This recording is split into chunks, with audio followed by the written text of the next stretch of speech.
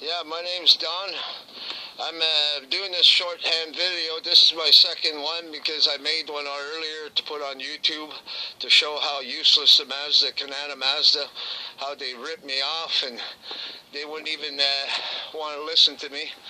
They kicked me out a few weeks ago because I brought this truck in October so I could go back to work in November because this is my work truck. But they couldn't fix it. They spent 10 hours, $1,500, four towings later, and I came home, $1,500 poorer, and I still had the same problems as I first had, because they didn't fix absolutely nothing. First of all, when I brought it there, I said I had no tail lights, and I put a new shifter cable on it, and it wouldn't. When I put the key on, it wouldn't turn over. And they spent 6 hours on the first visit. They said my cable is not in the right position, but they went underneath and tie wrapped it. All they had to do was pull the cable. There's 2 notches on it. So all they had to put it was on the other notch. And now my truck starts in park now. They couldn't even do that. It took me 2 minutes to fix that. I paid $700. They knew about it, and they told me about it. So, in other words, they give you a list for you to go home and fix it. I brought it there for them to fix it. That's not how a dealer is supposed to work. And the tail light was the plug. When you take off the box, there's a plug on the wiring harness. It's right underneath the tailgate. It got pinched. Anyway, I fixed it. That was 5 minutes. Now I got my tail lights. I fixed the shifter cable. And when this truck was in an accident. This truck, I bought another truck for the frame. I took all my truck, put it all on another frame, and that's why a lot of dealers wouldn't want to look at it. So I was desperate. I needed a diagnostic, somebody to diagnose it. And Mazda dealer, they said, well, we're $115 an hour. I had no choice. Anyways, they spent 7 hours the first time. And my truck came home, still not running, nothing. So I fixed the tail lights, fixed the cable. Then they told me when I went to pick up my truck and pay my first bill, which was $700 and something. There's this fuel shut-off switch on the bottom here. I don't know if you can see it. I'll open the door maybe. There, see that shiny thing? That's the fuel shut-off switch.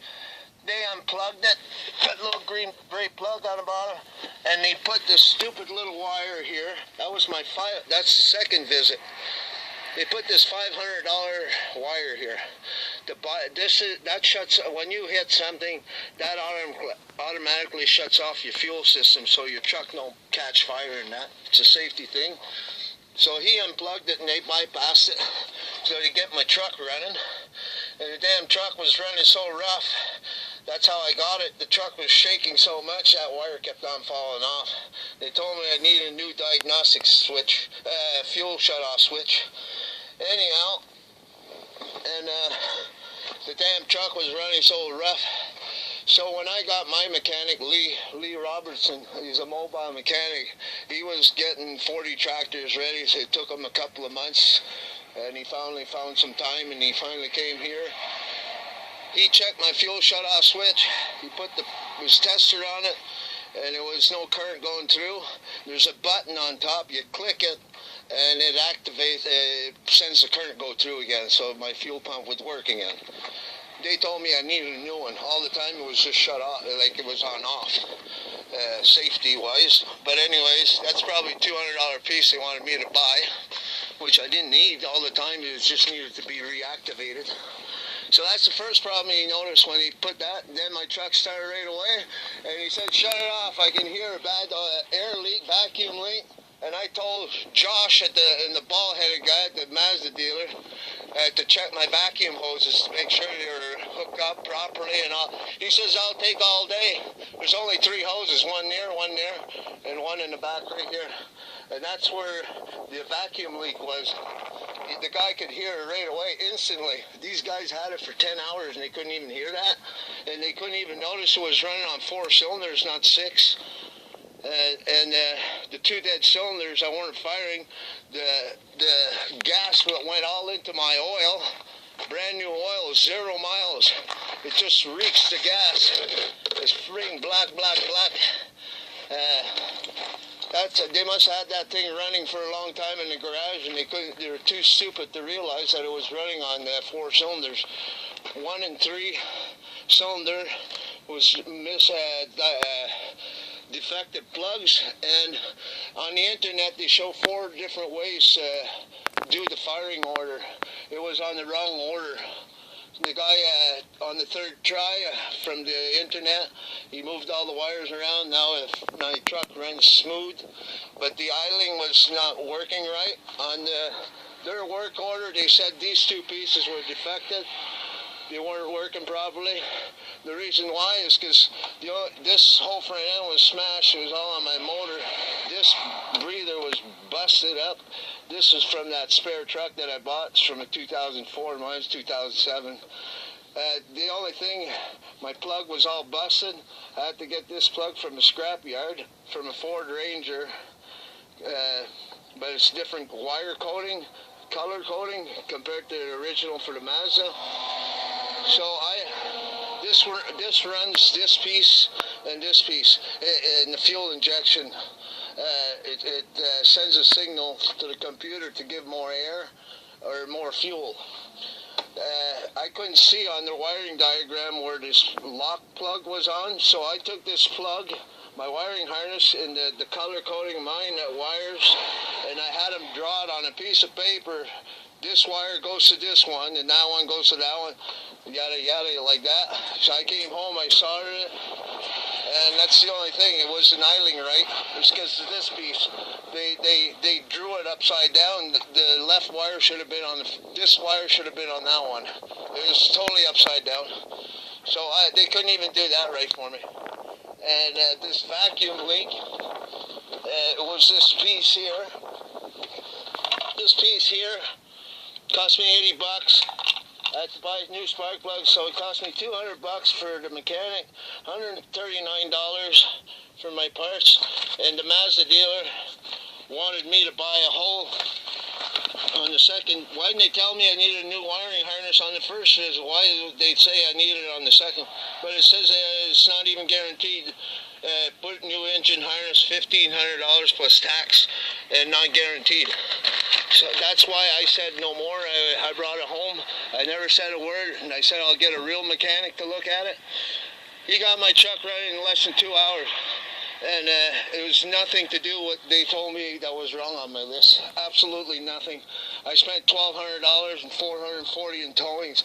I should have kept my truck at home, and I went to the casino. Whoever worked on my truck, I wouldn't trust him with a whippersnipper. And I think he spent 10 hours in the bathroom playing with himself. Anyways, I just want the Mazda people out there with Mazdas, if you have any issues, whatever you do, bring it anywhere but the Mazda dealer in Stittsville, because you must take your money and go and put it all on 26 red at the casino. You're better odds to win. Anyways, I got ripped off $1,500, and when I got this truck running smooth, I have to wait because you see my shop is out here. So I had to wait for warm days for that guy to come and look at my truck, and he got it running in 2 hours. And it was absolutely nothing to do with the wiring harness. So I went to the Mazda dealer to show my video. I told him to Josh and the bald-headed guy at the Mazda, they were nice when I was there and paying my bills, but the day I came in to say that I finally got the problem fixed on my truck, it had nothing to do with their work list. They told me to leave. They didn't even want to look at my video. So I just want other people to see how crooks they are. They're nice when they want your money, but once they got your money, they just don't give a shit. I worked at a place for 11 years, maintenance man for the snow, the tractors that go out and do the people's driveway. If they break down, I used to go and repair them wherever they were with my truck. But all my money went into my truck to get it going. And Mazda, I figured they'd fix that in about 2-3 hours.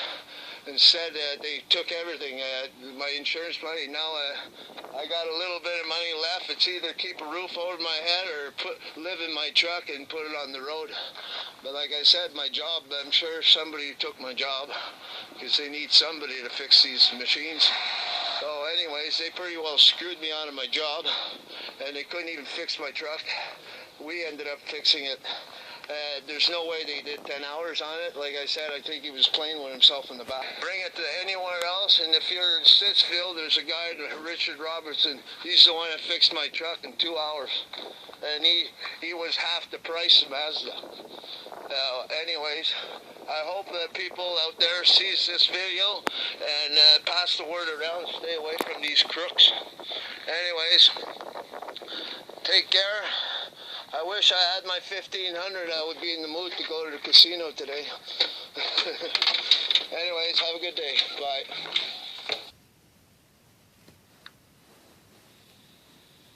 Yeah, and a thing too, I forgot to mention on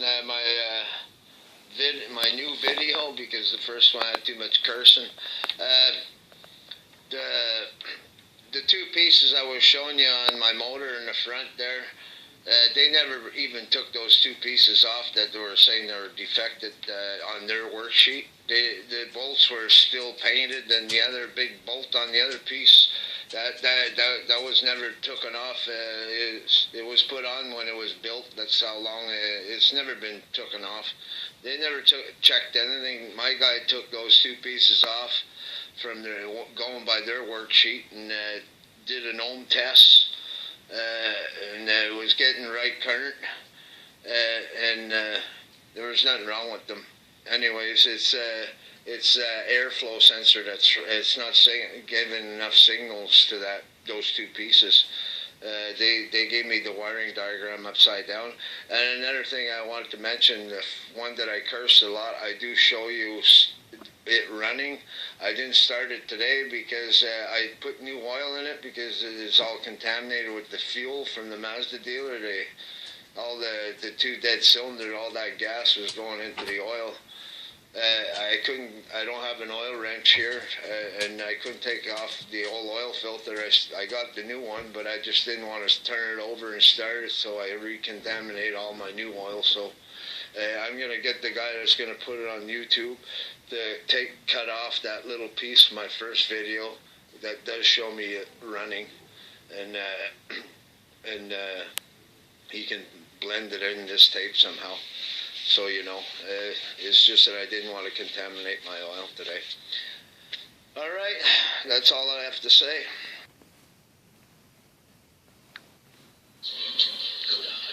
Oh yeah, more importantly, I forgot to mention, when we got my truck running, all my dash light, the engine light went off, everything. Except the airbag. Must have been when that oak tree came in front of me. Anyways, when I got it back from Mazda, it was still all disco lights everywhere. Engine light, everything was on. Now we cured that problem. I failed to mention that.